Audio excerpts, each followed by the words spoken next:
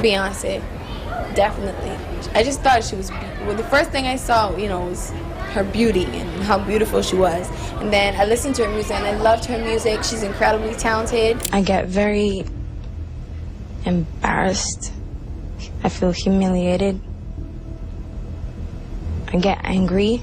Y'all call the internet Beyonce's internet. So is it not fair to come to the queen about evolving her business practices? Beyonce, you changed my life. The Lemonade album was just so monumental, Beyonce. It was so monumental. Rihanna seems to have thrown some serious hints about who Beyonce really is. And let's just say, it's not the image we all know. Y'all call the internet Beyonce's internet.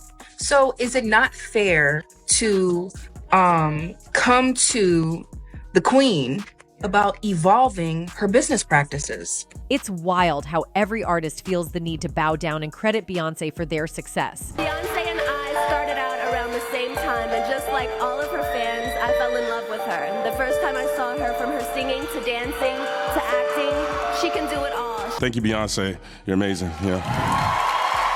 But is she low-key pulling the strings behind the scenes? From Adele's heartfelt Grammy speech in 2017. And like a bit of me has come back to myself, but I can't possibly accept this award. And I'm very humbled and I'm very grateful and gracious, but my artist of my life is Beyonce, and this album for me, the Lemonade album, was just so monumental. To Lizzo's passionate 2023 thank you. Beyonce, you changed my life. You sang that gospel medley, and the way you made me feel, I was like, I want to make people feel this way with my music. These moments seem innocent on the surface, but are they? For years, fans have been scratching their heads over this peculiar trend. Artists thanking Beyonce on stage, even when she wasn't involved in their projects. Is there an industry-wide pressure to keep Beyonce's name on everyone's lips? I'm really happy for you. I'm gonna let you finish.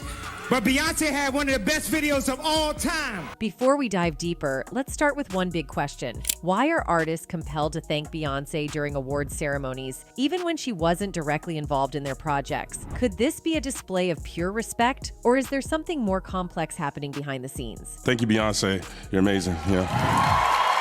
This whole trend seemed to kick off in 2017 when Adele won the Grammy for Album of the Year. Now, you'd think she'd be celebrating, right? But no, instead, Adele practically hands the Grammy over to Beyonce, saying that Lemonade deserved it more. She even gets emotional, declaring, and like a bit of me has come back to myself, but I can't possibly accept this award. And I'm very humbled and I'm very grateful and gracious, but my artist of my life is Beyonce, and this album for me, the Lemonade album, was just so monumental. We adore you. You are our light. And the way that you make me and my friends feel, the way you make my black friends feel, is empowering. It was as if Adele felt like she had to acknowledge Beyonce, almost as if she couldn't fully accept her own success without bowing down to Queen Bey first. And Adele wasn't alone. Fast forward to 2023, and here comes Lizzo, taking home Record of the Year, but she can't seem to enjoy her win without paying homage to Beyonce, too. In her speech, Lizzo goes on about how Beyonce inspired her since her first Destiny's Child concert.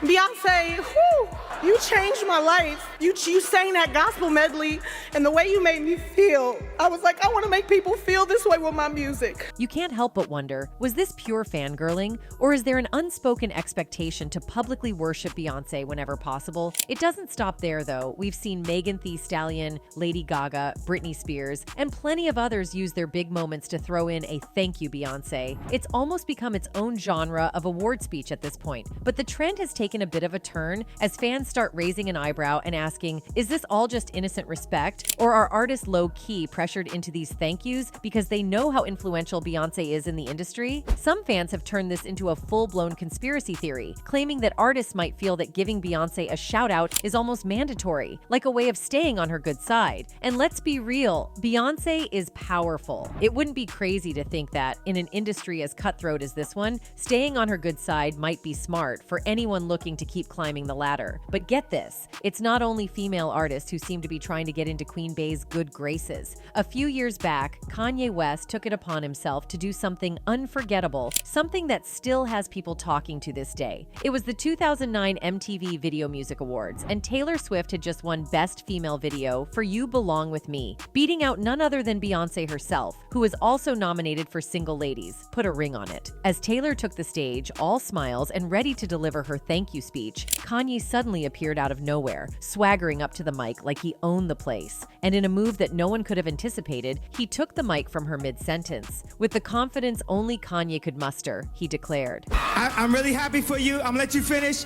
But Beyonce had one of the best videos of all time. Taylor looked stunned, frozen in place with the mic still in Kanye's hand. The audience started booing, while Beyonce looked on from her seat, visibly cringing. It was awkward, uncomfortable, and kind of iconic. Kanye didn't seem to care, though. He was on a mission to make sure Beyonce got her moment, even if it meant stealing one from Taylor. Then we have Rihanna, who seems like the one person in the industry totally unbothered by all of this. She doesn't jump on the thank you Beyonce bandwagon. In fact, she rarely mentions Beyonce at all. And Rihanna doesn't exactly follow anyone's rules. She's been running her own empire from music to beauty and fashion, and doesn't seem to care if she's going against the grain. Some fans think Rihanna's silence on Beyonce is her subtle way of saying, "I'm good on my own, thanks." It's like she doesn't feel the need to give anyone credit for her success, not even the queen herself. But is that the only reason why Riri doesn't associate herself with Beyonce? Or could there be something more sinister? When Rihanna started out, she was actually a huge fan of Beyonce, just like millions of people back in the day. Her beauty and how beautiful she was. And then I listened to her music and I loved her music. She's incredibly talented. I think she's what every female artist should strive to be or strive to be like. But as Riri's star began to ascend, Beyonce allegedly started feeling a little, shall we say, uneasy. Some say it was jealousy, others say it was just plain old competition. But whatever the reason, tensions definitely started to simmer. Then came the song Bow Down. Queen Bey dropped this bombshell, and the lyrics seemed to be sending a clear message to all the other female artists out there, including Rihanna. Apparently, Rihanna responded to Bey telling the other artists to bow down by writing, "I only know how to be number one. I could use a challenge. How'd that feel down there on your knees, huh?" She also reposted an article that said that she was the queen of pop and captioned her post, "It's only March, people. 2013 is already owned.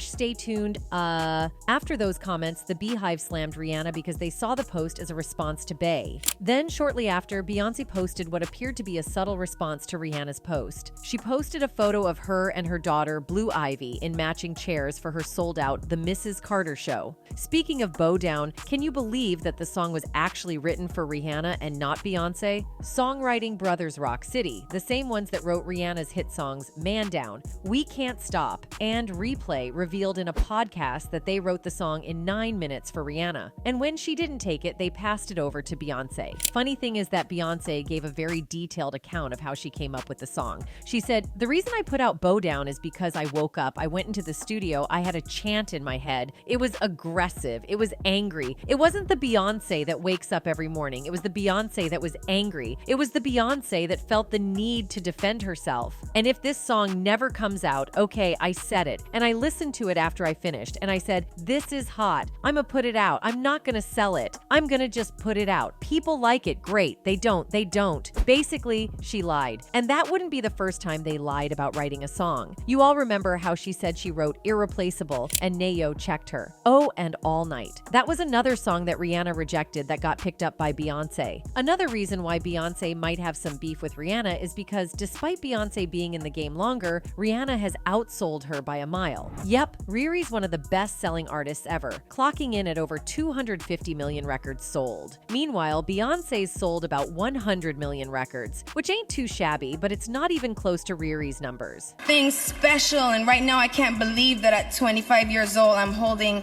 an icon of. But get this, it's not only competition that seems to have sparked some tension between Rihanna and Beyonce. Turns out, Rihanna might feel a certain type of way because she allegedly isn't so fond of Bey's tendency to take inspiration from other artists, especially without giving credit where it's due. Let's rewind to 2018 when Azealia Banks publicly accused Beyonce of stealing from talented women. Banks didn't hold back, posting a series of Instagram stories right after Beyonce and Jay-Z wrapped up their On the Run Run 2 tour at MetLife Stadium. Banks was heated and made it clear she thought Beyonce was lacking originality, claiming she'd borrowed choreography from Banks's Count Contessa music video. In her own words, Banks posted, "I realized that my ex-dancer, Ashanti, choreographed for Beyonce and stole the original choreography Jip Jack made for Count Contessa." And she didn't stop there. In classic Azealia Banks style, she threw in a "Beyonce needs to get over herself and just hire me." Banks also went on to say that Beyonce had made her whole brand about female empowerment, but was actually just trying to steal from talented women and try to outdo them without really succeeding. She continued, "I really hope Beyonce gets real with herself soon and humbles herself enough to accept the visions and full projects women who admire her put together for her." And she didn't hold back on her critique of Beyonce's image either, adding, "Like, we don't need any more Beyonce thought moments. I have no clue why she wants to be a regular B." But this wasn't even the first time Banks had something to say. Back in 2016, she'd already made similar claims, calling Beyonce out for poaching and for taking food out of darker-skinned women's mouths and pretending to be inspired. According to Banks, Beyonce wasn't really an artist, but someone who just hopped on trends and styles created by other Black women. Now, moving on from Azelia's strong opinions, Beyonce's alleged copycat ways don't just apply to her music. They might even extend to her style. Just a few months back, Erykah Badu stirred up some drama with a post that had fans wondering if she was shading Beyonce for supposedly biting her iconic look. Here's what went down. Beyonce was performing in East Rutherford, New Jersey, wearing a dramatic chrome mirror hat as part of her tour. Erykah posted a photo of Beyonce in this look on her own social media and captioned it, "I guess I'm everyone's stylist favorite chrome mirror hat." She even included a side-by-side with her own outfit featuring a similar hat style, hinting she was the OG when it came to dramatic headwear. Now, if you know anything about Erykah, you know she's all about the hats. She's been rocking eye-catching, over-the-top hats for years, making them kind of her signature. So when she saw Beyonce in a similar style, she might have taken it as a little too close for comfort. Of course, not everyone agreed, and plenty of fans thought Erykah was reaching. After all, Beyonce's been wearing hats for ages, and the chrome version could just be a match for her Renaissance tour theme. Then there's the fact that major stars like Beyonce often have entire teams of stylists behind their looks, so it's not like she's personally picking out every accessory. Still, fans couldn't help but notice that Erykah didn't stop there. When Beyonce posted photos of herself in the hat, Erykah dropped a comment saying, "I'm flattered." It wasn't long before she posted a reel about the hat, captioned it as her favorite, and doubled down on stories. Some people felt like Erykah was definitely trying to imply something, and whether or not Beyonce's look was an intentional nod to her style, it had people talking. And Erykah's not the only one who's felt the sting of a Bey inspiration. Let's talk about Amri, who might just have one of the most frustrating "she copied me" stories out there. Back in 2004, Amri was working on her second album and needed a strong single to make a splash. She connected with producer Rich Harrison, yes, the same one who's worked with J.Lo and Beyonce. Harrison had already helped Amri with her first album, so they had a good working relationship. Together, they came up with one thing, a track with that signature go-go sound, and everyone on Amri's team felt like it was a hit. They sent it to her label Columbia, only to be told it wasn't going to work and needed bigger choruses. Amri and Harrison went back and forth with the label for months, trying different versions, but Columbia just wasn't feeling it. Finally, after 6 months of tweaking, they leaked the song to radio stations in the DC area. One Thing ended up blowing up on its own, and the label had to go with it. And it didn't end there. Shortly after One Thing dropped, fans started to notice that Beyonce's hit Crazy in Love had a similar vibe. Same producer, same go-go beat, and the horn hook that Bey herself said was the reason the song was so catchy. To make matters even more suspicious, producer Rich Harrison once mentioned in an interview that he'd been sitting on the Crazy in Love sound until the right artist came along. Fans speculated that Amri's go-go style was being recycled for other artists, and Beyonce was the one benefiting from it. And honestly, it's not hard to see why people might think that. Amri has always been vocal about how her go-go sound was unique to her and rare outside of the DC area. She even talked about how hard it was to get people in the industry to understand the sound, saying, "We did it the first first time on Need You Tonight, but we slowed it down a lot. And this time we did it on an up-tempo track. I was like, we have to do it in an up-tempo way because when you hear it on the radio in DC, it's fast. So when Crazy in Love blew up, it left a lot of people side-eyeing the situation. Fans felt like Rich Harrison took what he'd developed with Amory and saved it for Beyonce, giving her the hit that could have been Amory's breakout moment. But it's not just Beyonce who's been shady towards Rihanna and other artists in the past. Apparently, Rihanna's alleged beef with Beyonce stemmed from her relationship with Jay-Z. Rihanna has always been Jay-Z's most famous protege. From her early days as a rising star to her meteoric success, Jay-Z was always positioned as her mentor and guide. However, there have been whispers that Jay-Z's relationship with Rihanna was far from professional. When I met her that day, I knew she was a star. Like, just her look,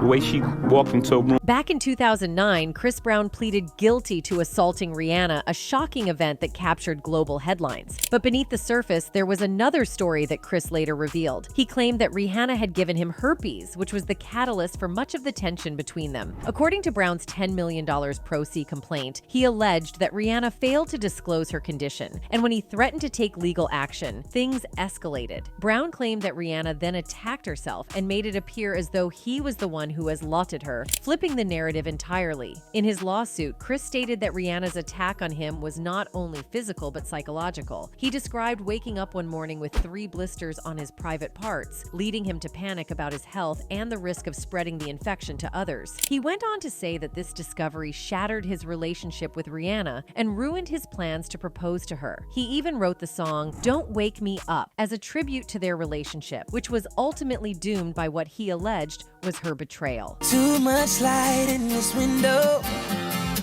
Don't wait. Chris's accusations didn't stop at the herpes allegations. He claimed that Rihanna's actions and lies cost him millions of dollars in lost endorsements and job opportunities. According to Chris, Rihanna's story of the assault was a calculated move to shift the public's perception in her favor and damage his career. These accusations created an even more complex narrative behind their infamous altercation. But as the public tried to digest these claims, more rumors began to surface, raising the question, did Rihanna give herpes to someone else?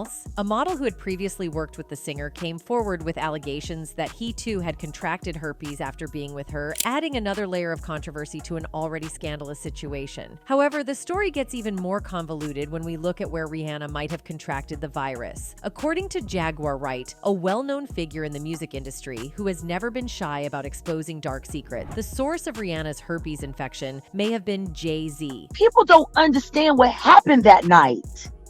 Rihanna was only 14, 15 when he started her and signed to the Def Jam. It's clear to say that the herpes that she had came from the person she had been most involved with, and that was Sean Carter. Jaguar Wright claimed that Jay-Z's involvement with numerous women, including younger artists like Rihanna, may have led to him contracting herpes and then passing it along. Wright's statement suggests that Jay-Z had an affair with Rihanna in her early years at Def Jam, when he was a mentor to the budding star. Now, Foxy Brown, another of Jay-Z's proteges, has also spoken out against him. Foxy's story is eerily similar to Rihanna's. Both women were young, talented, and eager to break into the music industry, but both now allege that Jay-Z used his power and influence to control them. Foxy Brown allegedly confessed that her ticket to rap stardom came at a cost, and it all happened while she was young. There are rumors that she claims Jay-Z, then 27, took her V card when she was just 15 years old, and that Hova, who as the story goes has a horse-like you-know-what, funded her shopping trips and pampering at hair and nail salons while she was still in high school, all to get into bed with her. But there's more. In the beginning, we'd jump in the van, we'd go to Maryland, we'd go anywhere. You know what I'm saying?